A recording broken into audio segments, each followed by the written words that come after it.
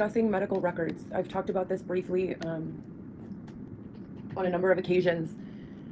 Electronic medical records became a thing in the early 2010s. They were not legally required until about 2013. And even when they first became legally required, they were majorly being enforced through Medicaid and Medicare, through government-funded programs. Commercial insurances were still taking billing submissions with paper charts, and doctors from small private practices were kind of forced out of their practices and forced to combine with much larger hospitals. Northwestern was one of them. Northwestern acquired the majority of the standalone independent practicing physicians in the downtown area. And upon doing so, implemented various electronic medical record systems. The hospital that I worked for, or the private doctor's office that I worked for, used AthenaNet at first with an Epic integration for hospitalizations and when doctors were doing rounds, et cetera, and so forth. Now, when a doctor is writing on a note for a patient, and when you're inpatient or outpatient, when a doctor is typing up a note for the patient, the template is pre-built. So the template is what asks for the HEENT. It's what asks for a review of systems, ROS. It's what asks for a plan of care. It's what asks for discharge instructions. And based on specialty, there are a wide variety of additional questions that are asked. And it's not just specialty, but specialty has something to do with it. It's also doctor preference. So when you bring in the EMR people, the technologists, to build out your templates, you kind of, as the doctor, say, okay, I want this, I want that, I want this, I want that. And going electronic and joining with these larger corporate conglomerates reduces a lot of risk personally to each physician, but it also takes away all of their freedom mostly. When a doctor has a note, and the note is, like I just described, that templated piece of electronic medical record that asks all the questions, the doctor cannot simply not. There are specific parts of the template that are required for billing purposes. In the early days, in the early implementations of electronic medical records, so up until probably about 2020, and even after that, people are still fine-tuning. The more in-depth the questionnaires are, the more room for error there is. Have you guys ever taken a multiple choice and you don't know the answers, and you're reading the questions and you're like, I have no idea, and you just get exhausted of it and you're like C, C, C, A, B, A, D, whatever, and you get rid of those last 10 questions and turn in the test? It's kind of like that on some of these templates. So going back in an electronic medical record to dictate a person's physical health, plan of care, et cetera, and so forth is incredibly difficult, especially in these earlier years of electronic medical record implementation, to deem as truthful or reliable.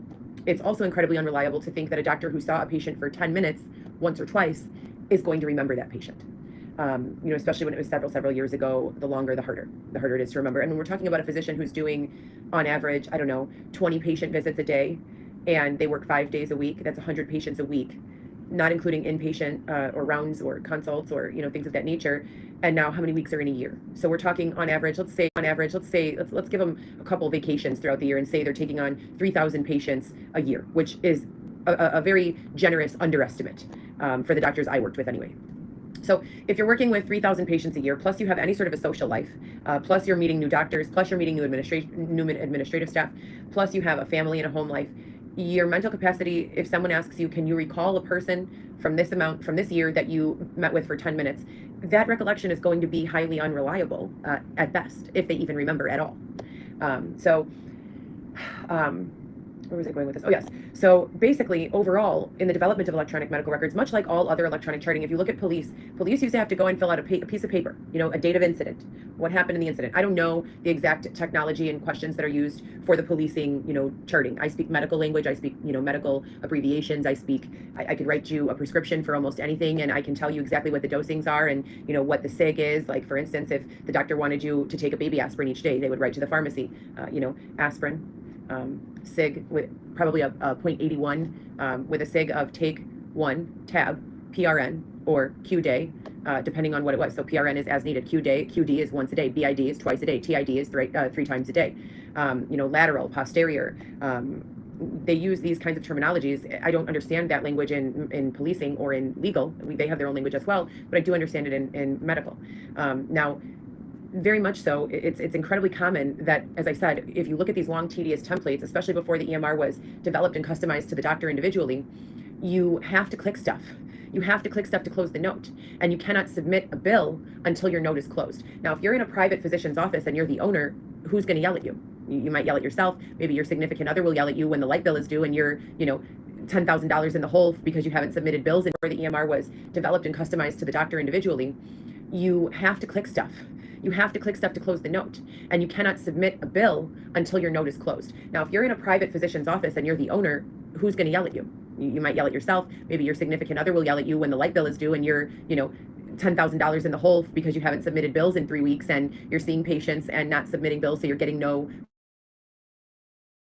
That's very realistic. But in moving along to a hospital setting, you're not allowed to not complete those templates. So you have got to close those chart notes in a reasonable amount of time. There was one doctor that I worked with who was terrible at closing chart notes. I mean, awful. And I would have to sit there with administrative, preferences and close this doctor's chart notes for him, and go through and check that the, legal things were done and filled out completely and reference the paper chart and close them. I mean, his assistant was only able to help him and ended up quitting.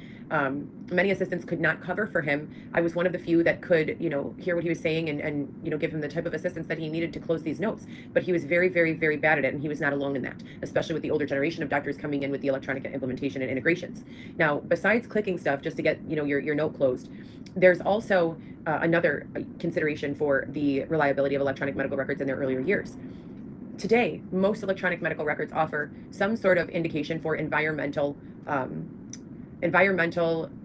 not considerations. What's the word that means you do what they say that they require you or that they recommend you to do? You are not compliance, patient compliance. Sorry, thank you guys, brain fart. So when we're talking about patient compliance, back in the old days, doctors would just scribble out the patient is not taking their medicine, and they would probably write something like, let's say for instance, it was because they didn't have money to afford it. They would write, patient cannot afford medication in their scribbled handwriting. Now there's none of that in the EMR. This is what I prescribed. This is the review of systems. This is the plan of care. There is no did the patient do what we told him to do. There's a free note section, but there's not really that templated, questionnaire that came with handwriting on paper charts. So what they're doing is, or what they've done is, they've now started to integrate a separate section for environmental risk factors and then environmental factors that prevent compliance, which I think is excellent and such a huge advocate to the patient, especially when you're looking at a situation where you have to deem whether or not a patient can or has taken care of themselves. If a patient can take care of themselves, meaning they are physically and mentally able, but there is an environmental circumstance that is preventing them from doing so, i.e. poverty, for instance, just one example. It's important for the doctor to understand that. And looking back 10 years from now, looking back on today, or 10 years from now, looking back 20 years, having those notes is going to be very important in understanding people's situations. But what I warn society about is that it's also going to be very, very pointed in saying, wow, a lot of people were suffering and a lot of people were not suffering. And there's going to be accountability, and it's going to come to a point where the records that are electronic on who was taking out a $100,000 car loan and who was not able to afford their insulin, that's all going to be electronic, and it's all going to fuse together to tell a story. And that story is going to be the story of our lives and the story of the human race, of the modern civilized human race. And it's all going to come together. And what are you going to say for yourself when it does? Were you one of the people taking out a $100,000 car loan? If so, did you donate 20% of your annual income to some sort of charity? Were you charitable? Did you help? Were you involved in solving the world's problems? Everyone's so worried about, they commonly reference this Elon Musk, Joe Rogan interview. I can't even tell you the number of times that interview has been referenced and brought up in conversation when I've been speaking to people about various artificial intelligence subjects. And that conversation, again, that's Joe Rogan and Elon Musk, where they're discussing artificial intelligence. And Elon Musk expresses a genuine fear for where artificial intelligence is going. And I don't share that same fear. However, I think it is very realistic and highly plausible that considering human beings and our true actual behavior is what programs artificial intelligence. If something does not change dramatically and soon, what Elon Musk fears could very much be truthful. Now, for someone like myself, who's been living in the middle, below the oppressors and above the oppressed, for the most part, I've been fairly oppressed for the last 5 years, but for the majority of my life, I've kind of been right there in the middle. And when you're living in that space of the middle, much of the blame, you're going to be looked to be a kind person for the most part, obviously within reason. There are always exceptions. No one is perfect, but you're going to be looked to be kind and to do what you can do for society. When you're operating from the oppressor perspective, there's going to be a lot of fingers that are going to be pointing, and there's going to be a lot of questions that need to be answered. How could you is going to be the very first one. How could you look the other way and allow these people to suffer? How could you exploit these people out of being able to afford their medications while you're driving around in a Rolls Royce or a Bugatti or a Bentley?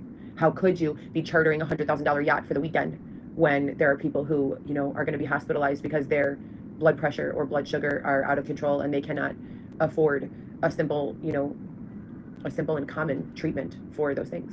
How could you, spend $40,000 on new boobs and a new butt, but you haven't donated a penny over the last 2, 3, 4, 5, 6, 7, 8, 9, 10 years, right? So these are all questions that AI is going to put together, and I've talked about this as well, and I got to go. I need to pump right now. By the way, if anyone wants to donate, I need a backup pump. I'm seeing Weston and breastfeeding him 3 days a week. I pray that it'll be increased very soon. I have no criminal record or anything, so I can't really get into the reasons why this is happening. Mostly I'm confused over them anyway, but if you'd like to donate, please do so. My Instagram is 1Heather, GEEVLAW. That's VLAW, 1, the number 1, Heather, HEATHER, GEEVLAW. It's 1Heather G, VLAW. And my Cash App is posted there, and I'm accepting donations on Cash App. I really need $100 for a backup pump.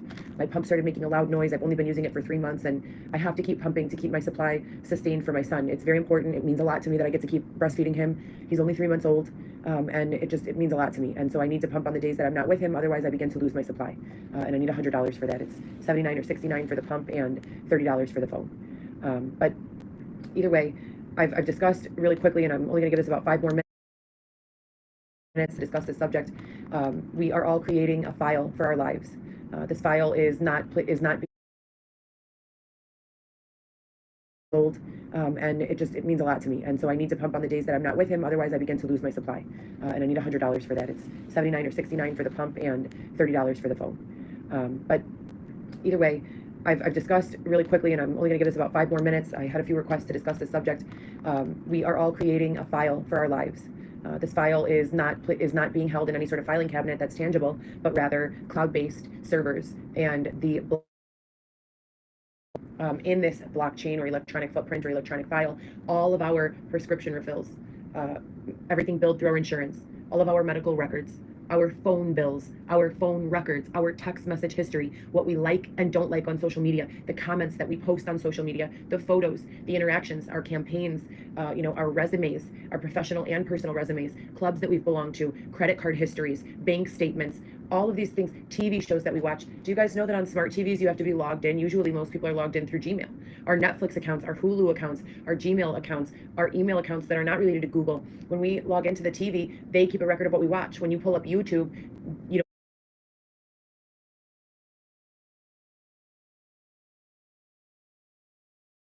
we're programming every single day through algorithms of human behavior. We press a little like, we tell AI, she likes this, let's give her more of this.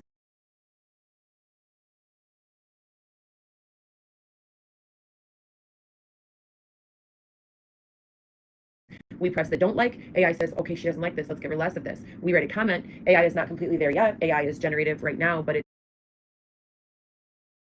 automated to do anything a human can do that we know of.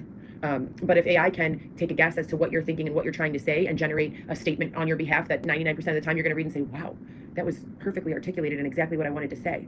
What do you think is going to happen in another 30 years of this development of this technology? So when we're talking and referencing back to that interview between Joe Rogan and Elon Musk, what we really need to be asking ourselves is, if AI treated me the way I treat me and the way I treat others, would I be okay with that? And if not, we need to really make a realization that it is our behavior that is programming artificial intelligence. Artificial intelligence is learning from us. They are looking for larger data sets. They're getting them whether we like it or not. Every time you pick up your phone, you are contributing to the data set. So before you go and type some negative comment on someone's wall, before you go and slander someone or harass someone or libel someone, it's really, really important that you educate yourself.